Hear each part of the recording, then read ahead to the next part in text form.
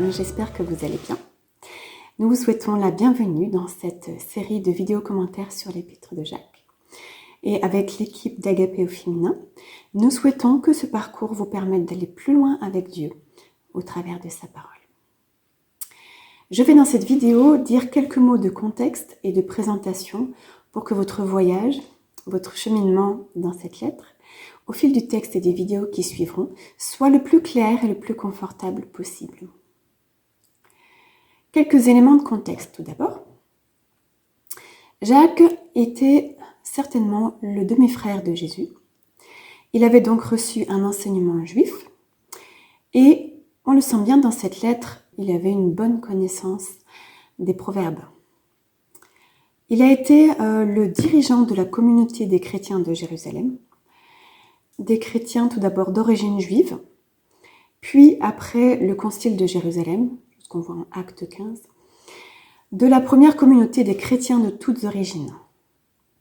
C'est une assemblée qui a vécu des choses bien difficiles. Imaginez-vous qu'ils ont traversé une famine, et non seulement ça, mais aussi une forte persécution de la part des Juifs environnants et des Romains. L'école romain de l'époque persécutait à mort tous ceux qui se disaient de Christ. Il les poussait à soit renier leur foi, soit c'était la mort pour eux. C'est d'ailleurs de ce genre de mort que Jacques a subi lui-même, puisqu'il est mort en martyr en l'an 62 environ. Concernant la lettre à présent, l'épître de Jacques en elle-même a été probablement la première à avoir été écrite, vers environ, on estime, 45-48 après Jésus-Christ. Elle est une lettre un petit peu à part dans la parole de Dieu, puisque elle ne s'adresse pas à telle ou telle église, comme le pouvaient le faire les lettres de Paul, par exemple, mais à tous les chrétiens, dans le but de préciser des choses générales sur le mode de vie d'un chrétien. Et Jacques a son style bien à lui. Il est assez direct, voire même parfois sévère, pour une épître qui est somme toute assez courte, mais ô combien puissante. Dans cette lettre, on trouve quelques trésors. D'abord, Jacques s'inspire beaucoup des enseignements de Jésus et notamment du Sermon sur la montagne qu'on trouve dans Matthieu 5, 6 et 7. Il en reprend un certain nombre de thèmes. On peut citer par exemple la foi et les œuvres, la véritable sagesse, le thème de l'œil, de la langue, de la prière, la colère, la vraie religion, l'arbre et ses fruits, et d'autres encore. Il s'inspire également beaucoup des proverbes. Il appelle chacun à vivre avec sagesse, en se basant sur l'essentiel. Aimer Dieu, aimer son prochain comme soi-même. Et donc c'est quelque chose à bien garder à l'esprit quand on lit cette lettre.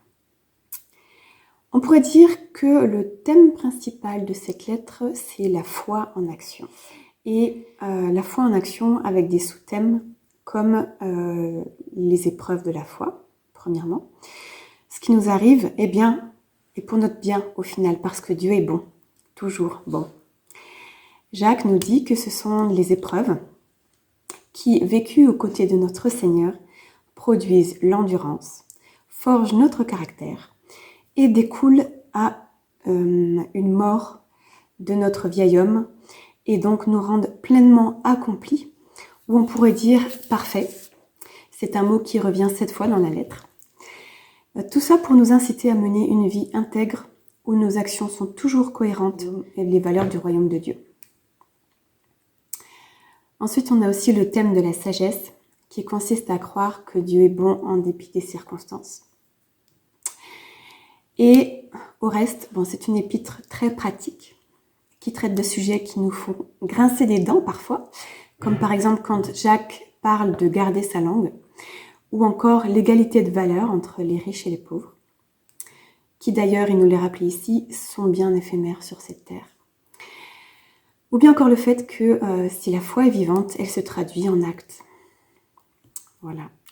En résumé, je pourrais dire que les enseignements de l'épître de Jacques sont riches, voire je dirais assez concentrés.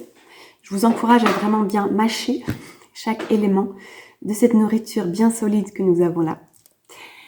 Et ma prière pour vous qui visionnez cette vidéo et qui allez peut-être poursuivre l'étude, je vous l'encourage, c'est que Dieu parle à vos cœurs.